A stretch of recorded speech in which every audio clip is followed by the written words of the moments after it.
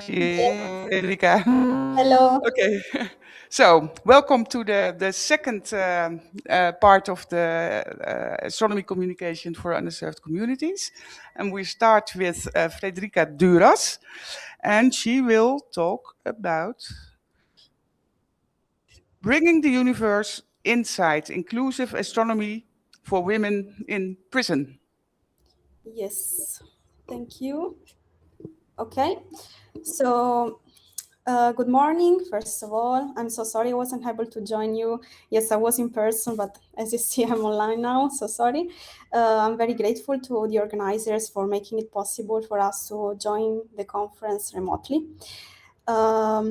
Yes, I mean, when we think about astronomy outreach, we usually imagine schools, museums, observatories, maybe public squares, festivals, and so on. Probably not prisons. So this talk is a bit unusual.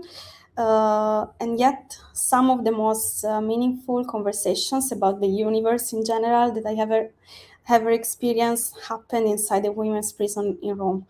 So this talk is indeed about a local initiative carried out in Rebibbia, women's prison in Rome, as part of the national Italian project STAR. But more than that, this talk is about what happens when science becomes a shared human experience. So in the next slide, I would like to, this is just a quote I wrote to state astronomy as a window to the outside. And in the next slide, again, I would like to begin with the context. I'm starting from the Casa Circondariale di Rebibbia, which is the women's side of Rebibbia prison. Yes, next slide, please. And this is the largest women's prison in Italy and in Europe too, housing more than 360 female inmates. It is an extremely diverse environment shaped by social, cultural, linguistic, and educational differences, of course, as you can imagine. Around 60% of the participants to this project that I'm going to share with you were Italian, while about the 40% came from different national and cultural backgrounds. Many had very limited access to informal science education, of course, and yet from the very beginning, the response was overwhelming for us. We initially received around 100 expressions of interest and eventually worked closely with a smaller group, a core group of about 10 women. So this is a picture. On the right, you can see a picture of me and my colleagues with one which is droll because she was not present during one of our meetings and activities there. And of course, this is the only picture I have because we were not allowed to take with us our phone inside. And it's outside, of course, Rebibbia. So what immediately emerged from these activities was curiosity. Not necessarily previous knowledge of astronomy, in some cases yes, in some cases not, but curiosity. And that became the starting point of everything, of this project, but I mean of everything. So next slide. This project included 5 interactive sessions, each lasting about 2 hours. Some meetings took place inside the prison theater, others happened outdoors with telescope pointed directly at the sun and the moon. Of course, during the day, because there were some problems in trying to arrange night or even evening activities there. And during the indoor sessions, we explored many different things, such as the solar system, black holes, exoplanets, cosmic sails, and space missions. But I think that the important thing here is that we never designed the activities as traditional lectures. as we are in many cases do. So the goal was not to transfer the information. The goal was to create participation with the women. And we use storytelling exercise, imagination activities, and of course, open discussions. For example, we invite them to imagine an extrasolar planet, or in which they would like to live, or to describe how Earth might appear from light years away. And so, of course, these moments were about astronomy, but they often became deeply personal reflections about perspective, distance, and of course, belonging. So in the next slide, just a bit of our approach, which was entirely participant-centered. So we moved away from frontal teaching, as I said before. Instead, every session started from dialogue. Dialogue, curiosity, as I mentioned in the beginning, and shared exploration. So we had a lot of questions, even the most simple questions that you can imagine of, but we tried to look at questions not as interruptions. So questions from the women inside Rebibia were for us the structure of the activity itself. And we had, as I said, a really heterogeneous group, so with different educational levels, language fluency, cultural backgrounds.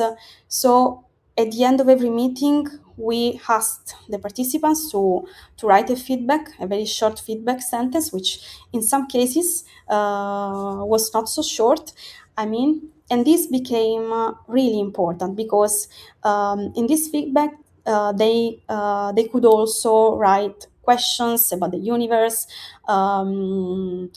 curiosities that they would like to know about, and so on. So this became important because the project was not written from the beginning, but it evolved continuously according to the participants' response.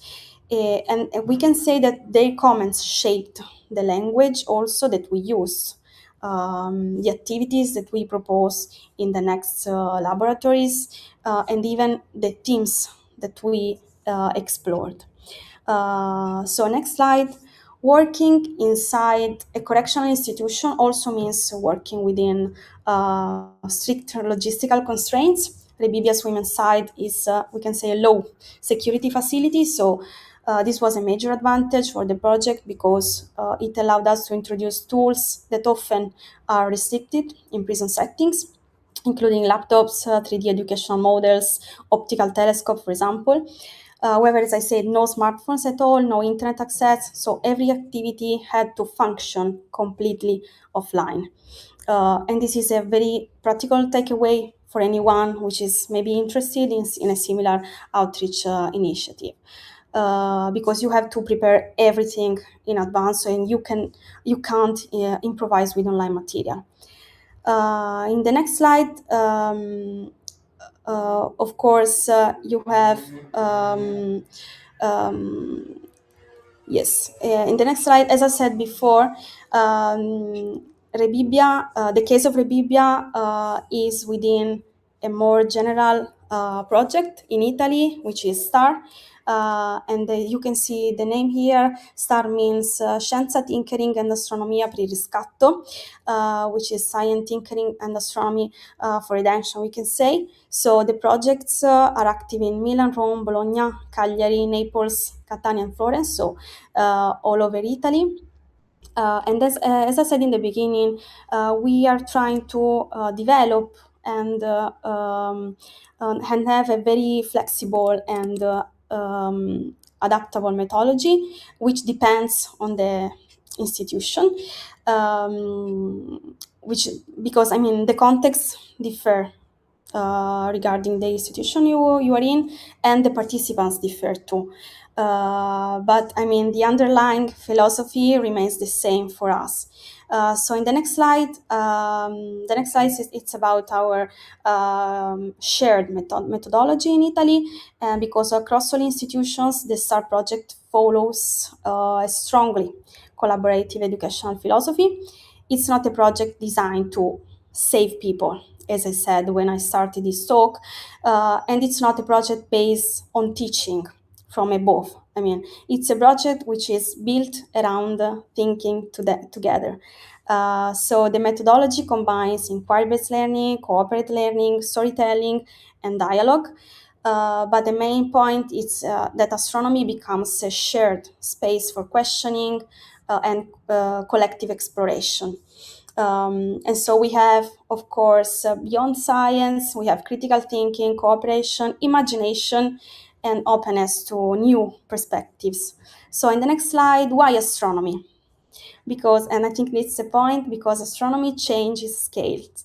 So when the scale changes, perspective changes. And so astronomy encourages us to imagine realities which are beyond our immediate environment. It creates curiosity. It reduces the perceived distance between people and science.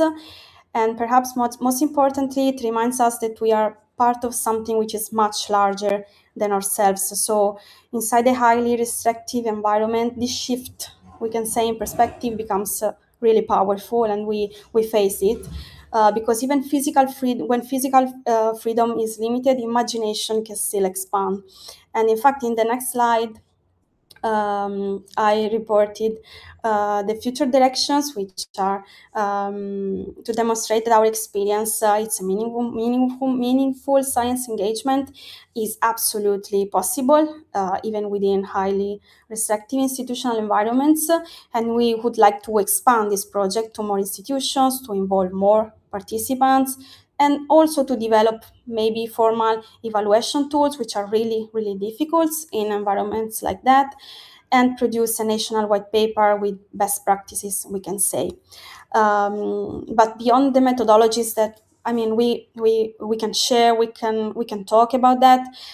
This experience also reminds us that something which is really simple, and that astronomy cannot, of course, raise institutional barriers, but as you can see in the next slides, it can create moments of curiosity, freedom, and connections, and sometimes that is where inclusion begins. So thank you so much. I have feedbacks from the participants if you would like to read them.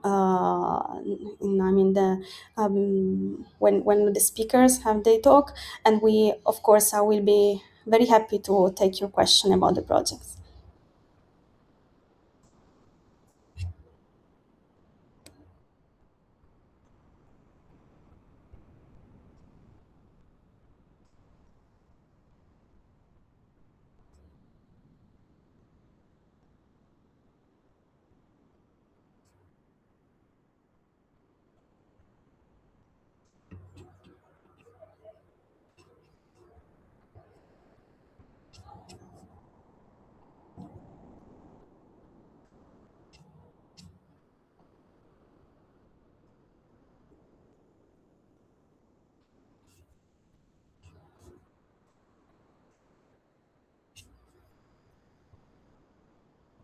Thank you. I'm seeing all your applauses here. I was looking for the some feedbacks because yes, I have. Maybe it's I don't know if you have the. It's 1, 2, 3, 4. The fifth or sixth slide. I don't know if we can go back to that slide.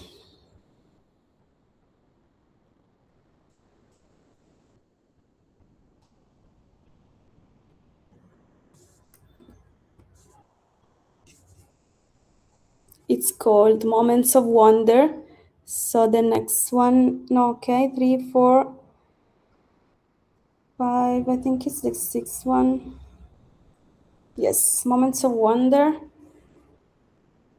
Yes, I reported here just some feedbacks because, as I said before, after every day there, at the end of every activity, we asked the participants to write a feedback, question, curiosities that they had.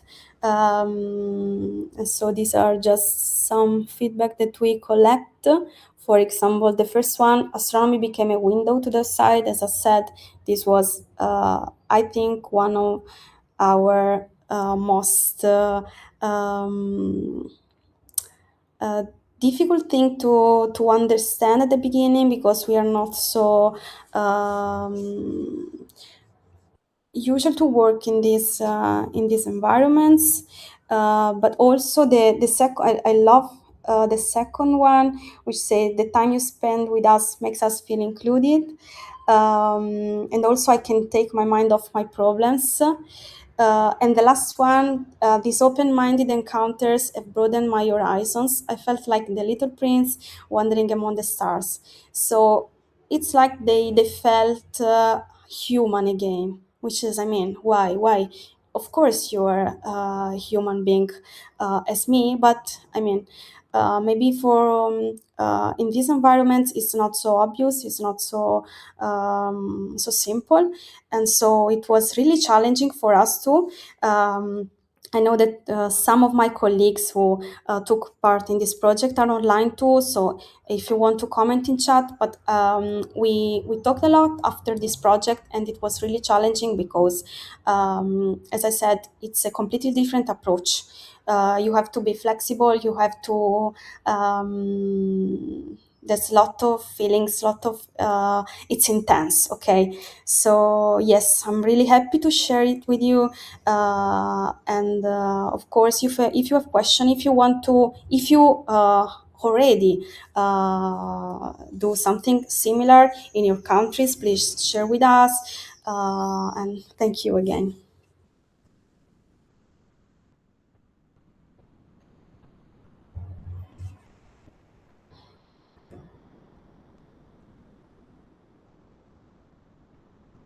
We have one question for the room.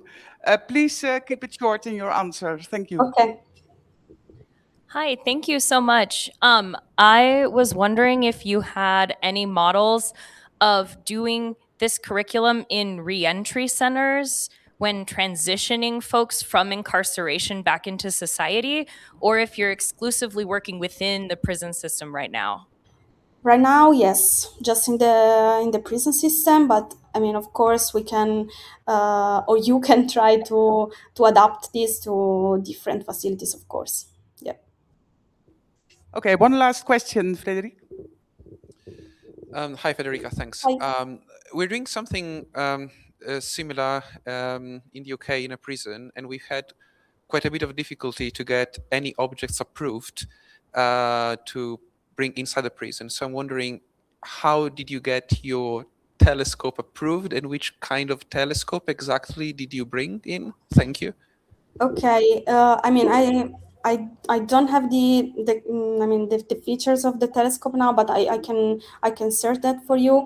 As I said, the women's side of Rebibia is not so so strict. I mean, it's I wouldn't say easy, but it's easier than, for example, the men's side.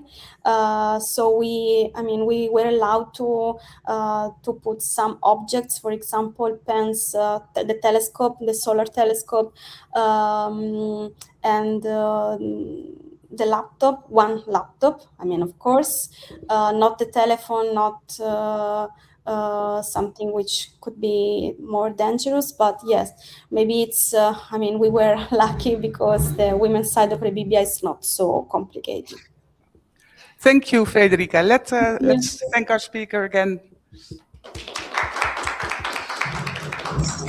Okay, because the first scheduled talk has also been cancelled, and Jive, the speaker in the second talk, has problems to set up her internet connection from Africa.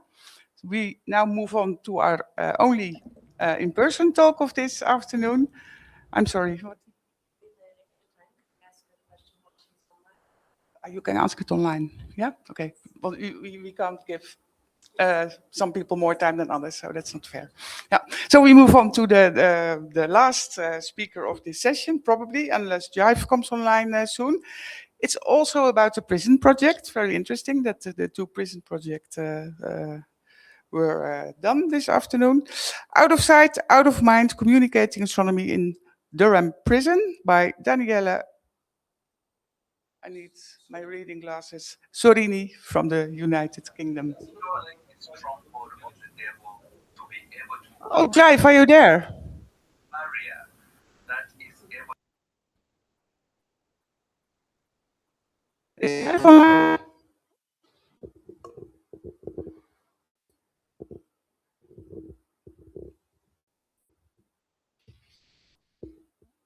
Starts in the heart, like adultery starts in the heart, anger starts in the heart, but out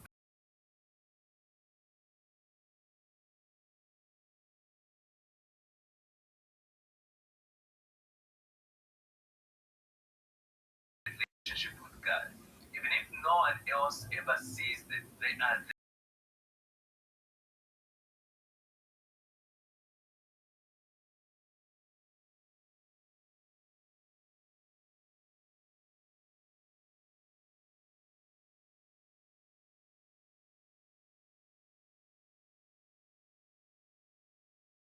Be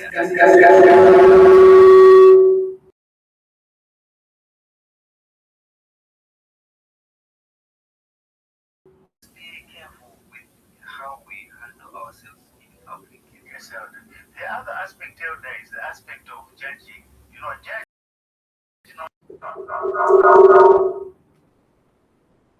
We have problems with the sound. We can't hear you, unfortunately.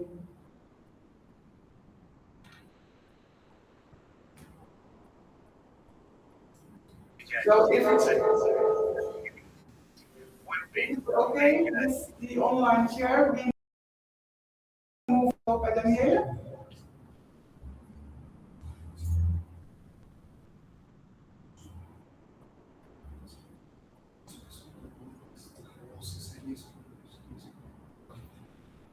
Okay. Daniele, you okay? The sound is still a bit crazy. There's an echo. Thank you. Thank you. Maybe it needs to be muted there. Yeah, otherwise it'll keep echoing.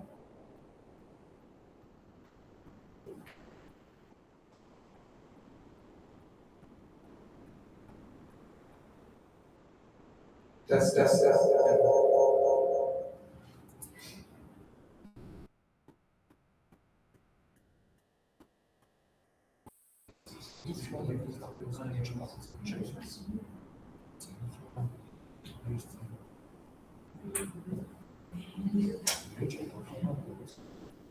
Because the only way for the room to come is if we come on the screen.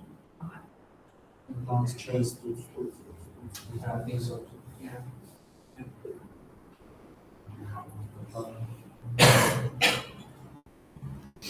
Ներհան օնլայն մոտքա որ միստիկա դարձան նաուշտիկա դարձան իրար մոտա դրած ինչ կարող խոսա ու խոսում է ինչ դիստե SMS դրում գիտեմ SMS դիգեր ես չի կարող տալի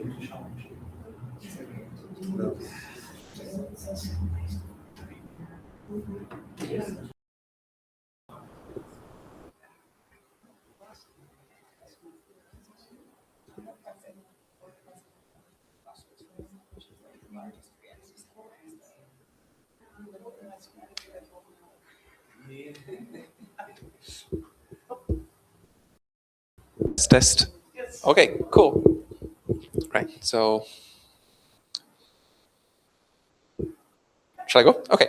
Well, okay, so hi everyone and thank you for having me. So I'm Daniele Sorini and I am a postdoc at Durham University in the UK. But today I'd like to tell you about an activity that I've been co-leading there about astronomy outreach at the local prison. So this is not actually a university-led activity, but it was a genuine grassroots initiative that was basically started by just a few of us. And if we change to the next slide, can we have, okay, good. So yeah, this is the team, and it all started very informally, thanks to Isabel Santos, who's the founder of the project, thanks to one of her personal connections to the learning manager of the prison. And so basically, Isabel just asked her if we can start doing some astronomy outreach there. The learning manager was super happy about that, and we just started to get going. But before going into the details of our activities, I'd like to provide you with some broader context first. So if we go to the next slide, first of all, we can see where Durham actually is. Next slide, please. Yes, so it's in the northeast of the UK, of England, which is an area with high socioeconomical deprivation, an uncommonly high child poverty rate. And as we can see in the next slide, it's an area where 20% of adults have no educational qualification. That means not even a primary school certificate. And in this context, if we go to the next slide, we have the local Durham prison, which is an adult male prison of category B, which according to the UK system means that it's just below the high security prison. So maybe Federica was right earlier. Maybe that's the reason why we had troubles bringing lots of equipment in, even as simple as a laptop. It's the most overcrowded of the United Kingdom, and it's what is known as a reception prison, which means that that's where the inmates are taken right after the arrest while awaiting trial or immediately after being convicted before being transferred into a longer-term detention center. So there was a high turnover of prisoners, which means that unfortunately we cannot have a continuous development project targeting a group of prisoners throughout. But still, there are many things that we can do. A challenge, however, is the average educational level, which is between grades 5 and 8, meaning late primary or early secondary school. There's a challenge because if on the one hand, when we do astronomy outreach, we're used at simplifying complex concepts. For example, when we go to schools, we don't actually have children here. So the challenge is to use simple language, but not being patronizing, because they are still adults.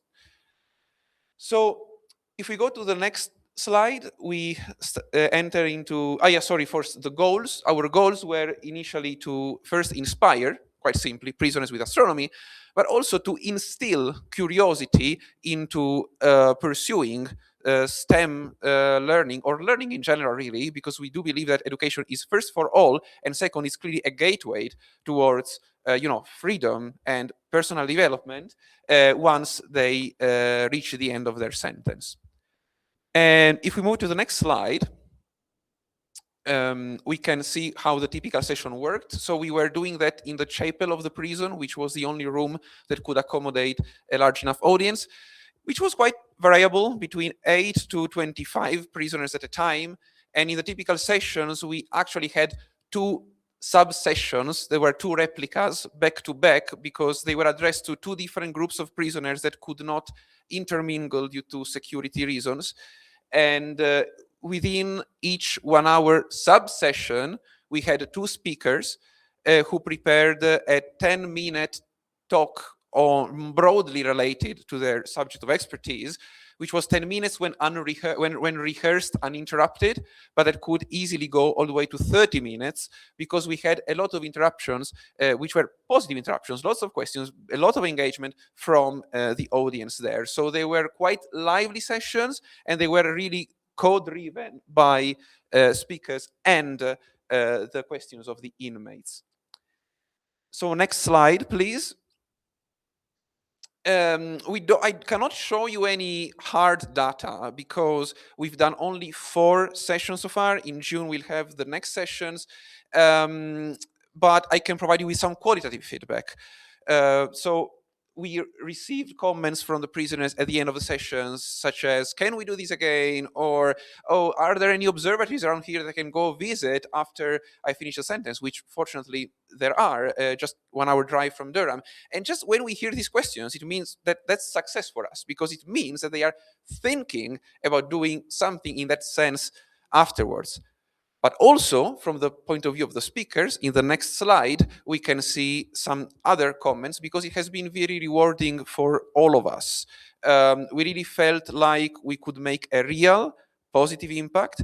And also, it has challenged our preconceived views of what prisons look like, which tend to be kind of like black holes, and the information you receive usually come from pop culture, which is not necessarily the most accurate, to say the least. Okay, next 2 slides then, please. Thank you. Okay, so challenges that we faced. Well, first of all, as I said, the audience was very engaged, but also slightly chaotic, in the sense that, prisoners would get up, move around the room, talk to their friends, look out of the window, lay on the floor. So it's not like your typical audience, which is fine, because also it helps you manage unusual situations. And also the fact that we constantly needed to answer questions trained us in not having this idea of the talk as a highway towards the take-home message, but accommodate the request, but still then try to steer it back into the flow to make sure the main take-home message gets delivered. On a more practical side, as I said earlier, we were not allowed to bring any object, really. Because there is no internet inside, you cannot put a link to external videos or whatever in your presentations. Everything needs to be there. And if it doesn't work, you think on your feet and you need to improvise. We found, by the way, the sort of interrupted, co-led sort of talk to be quite a useful transferable skills for our lessons to bachelor students as well, because sometimes you do get that as well. Thank you.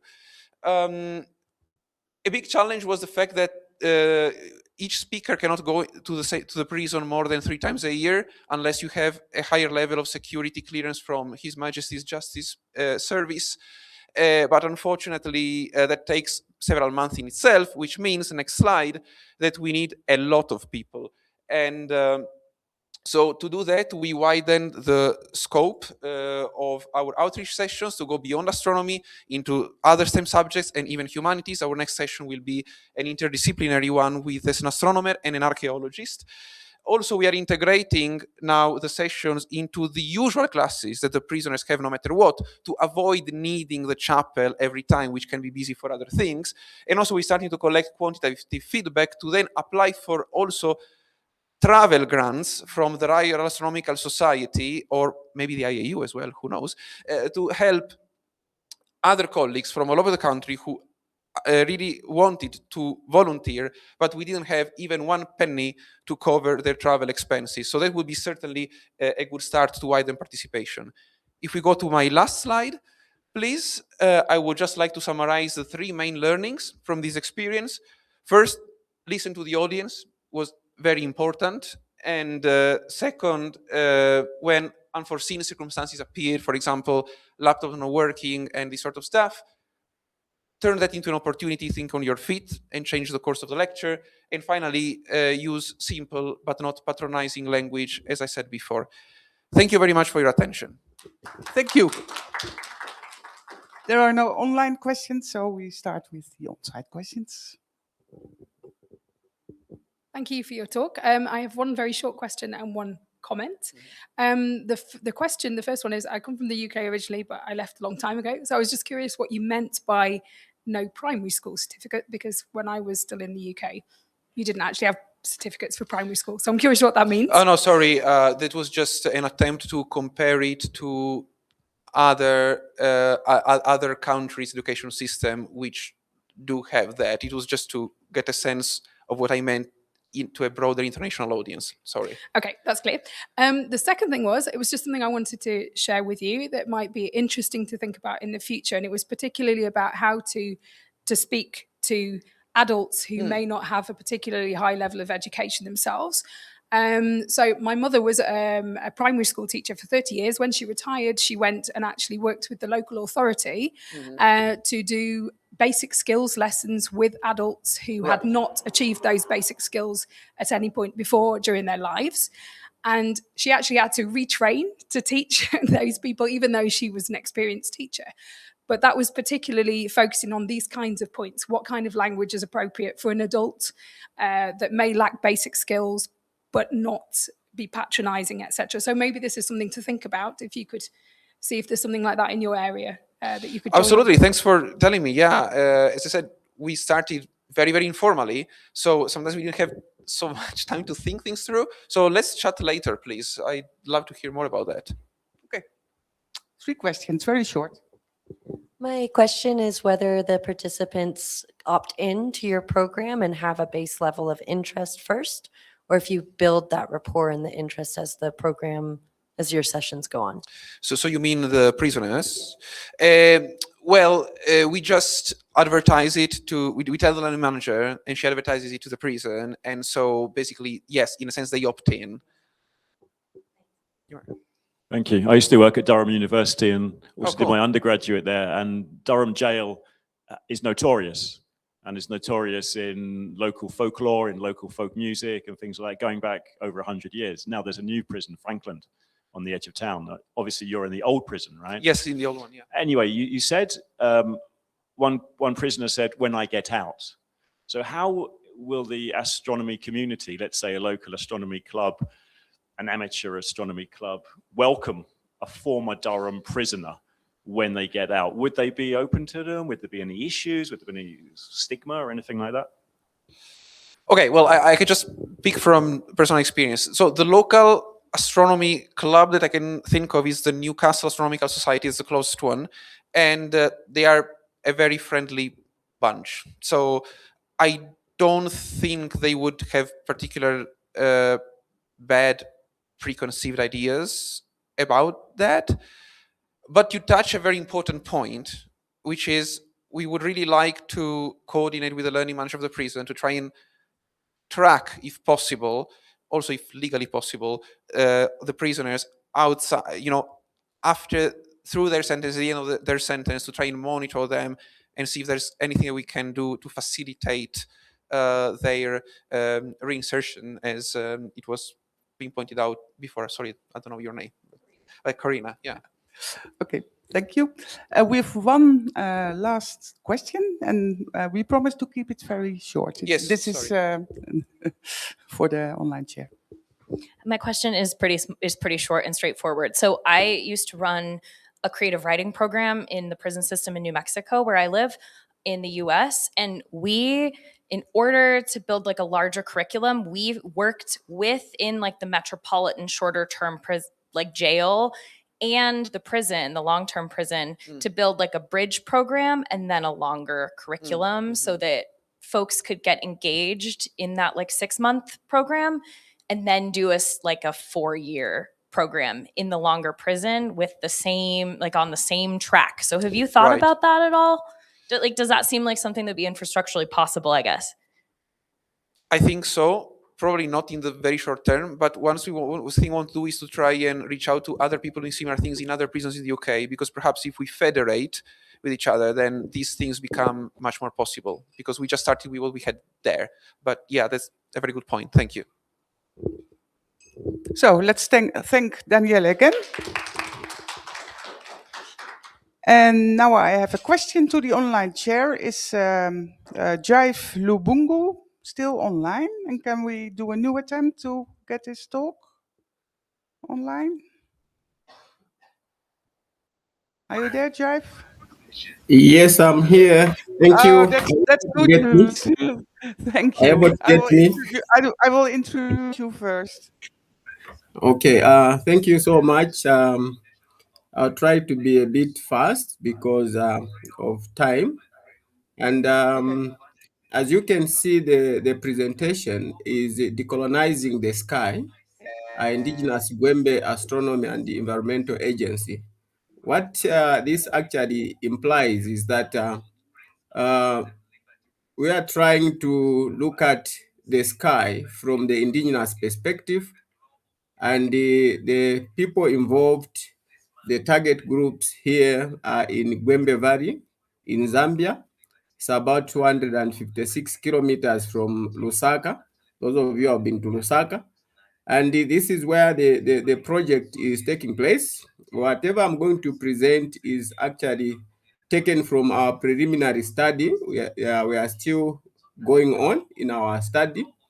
We are still doing that within July. That's when we have a detailed engagement with the participants. Now, the issue of the problem, in terms of the introduction and the problem, there are three aspects here. In terms of the problem, the major problem here is that we are dealing with the problem of Western hegemony as regards the sky, how the sky is actually looked at. When you look at the Western astronomical and climate communication, it often fails the underdeserved communities by assuming a universal comprehension, assuming that everyone understands the sky using the Western lens, which actually does not exist among the people. So this hegemonic approach creates a barrier to understanding, particularly for those in regions like the Gwembe Valley in Zambia. And then the other problem that comes out with this Western hegemon is that the dominant Western science leads to the marginalization of the local perspectives, which actually results in erosion of indigenous astronomical knowledge. This loss is critical as communities face a climate crisis while relying on red-fed agriculture. In this particular area in Gwembe Valley, they rely on rain-fed agriculture. There's nothing like irrigation is very, very limited. Why? Because of the nature of the terrain is mountainous and in the valley. And the other problem that comes up with the Western hegemony is that a significant gap exists between Western scientists and local farmers themselves, those that we are dealing with, described as an artifact of scientific hegemony. So this disconnect actually prevents effective collaboration and leaves the communities vulnerable to environmental changes, which they cannot interpret through the foreign lens. So the issue here is interpreting the environmental changes that are going on, especially with the climate change. They need to interpret it from the local lens and not from the foreign lens. So this actually leads to, this disconnect leads to mutual incomprehension in terms of communication. Now, why study this? Why undertake this particular study, or the purpose and agents of this is you realize that this research actually seeks to elevate indigenous astronomical knowledge beyond its perception as a simple folklore. So it aims to transform indigenous astronomical knowledge into a practical tool for environmental communication and community-led agents. What we are trying to do is we are going to develop what we call a compendium, a farmer's compendium, which is going to be a tool for them to be able to understand and communicate regarding the climate changes that they are facing. And also, the study seeks to drive this shift toward the co-creation of knowledge, so that we co-create this knowledge together with the communities, like we did in the baseline study, trying to see how we can do that.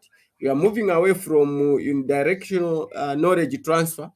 The project emphasizes the co-creation of insights with the local community.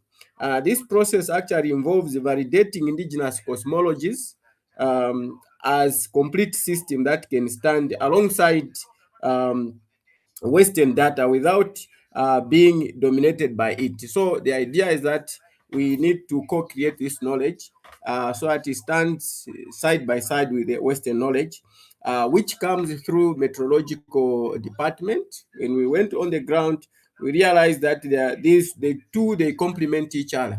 But to some extent, there are also gaps with the Western knowledge because certain predictions which they are given do not seem to favor them. But when they use their own knowledge, they are able to harvest those crops.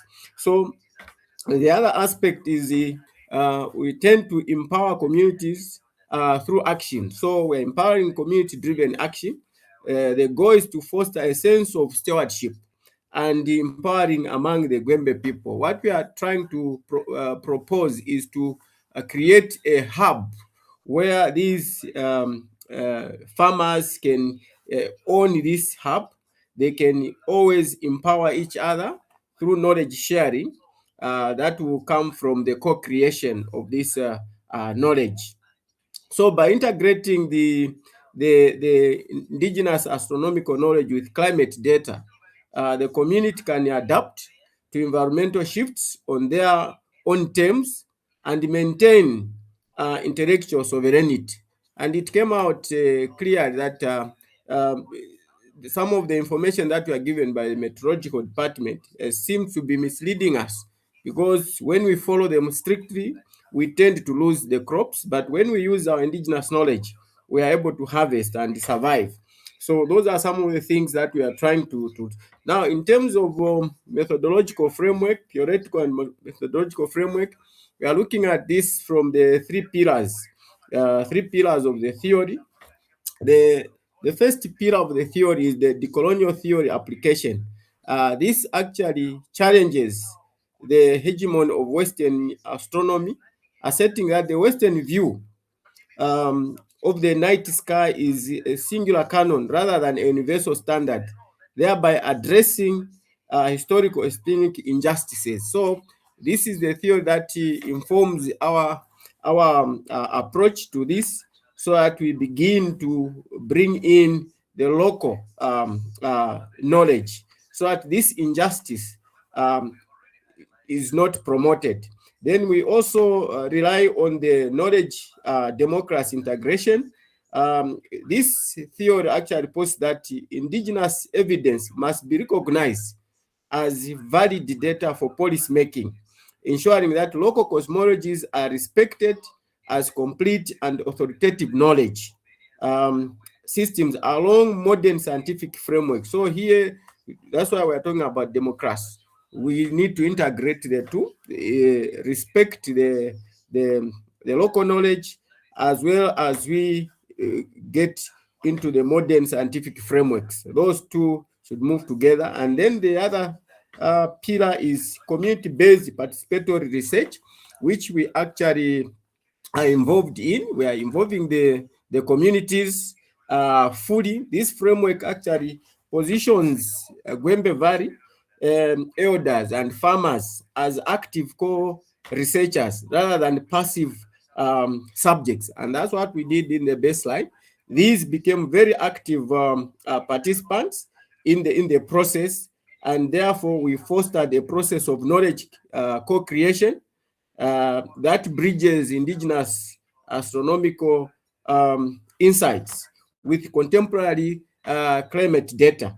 This was very, very interesting when we went on the ground. So in terms of participatory methodology, the study involved about 24 elders. They were aged between 55 and 90, above 55, and a few youths who were involved in these focus groups. And this was to ensure that there was an intergenerational approach to documenting the indigenous knowledge and addressing the erosion of indigenous knowledge, astronomical knowledge, because what came out was that this knowledge seems to be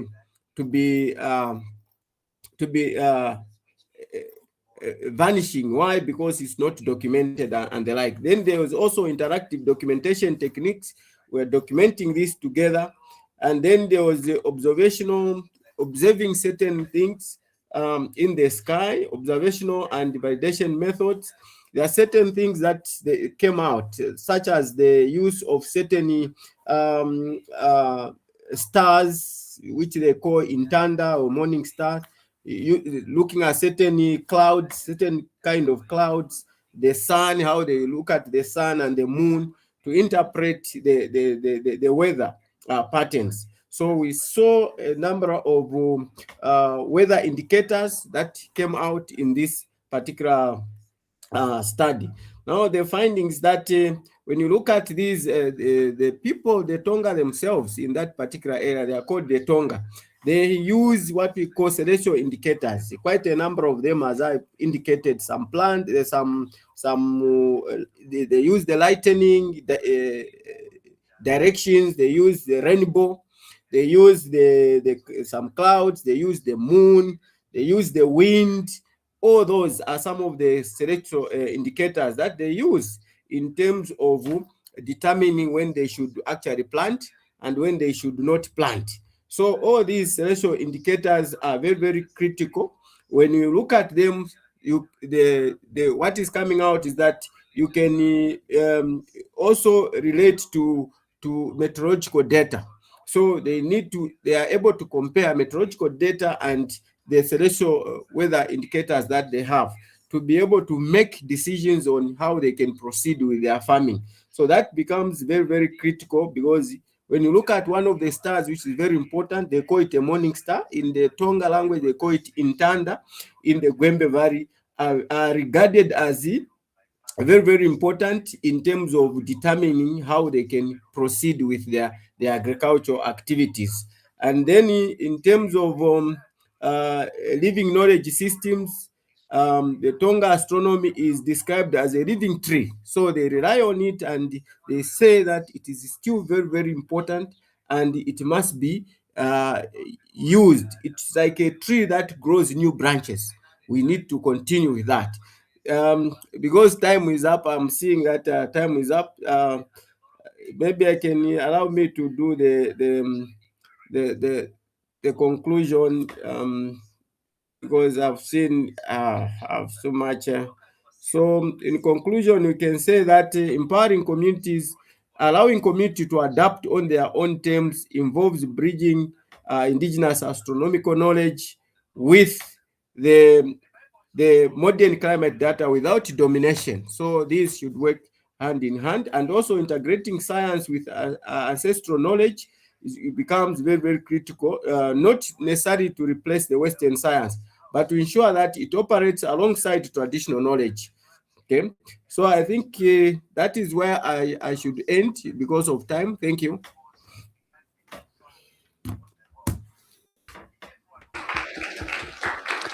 Our online chair says there are no online questions, so I'm wondering if there are any questions in the room.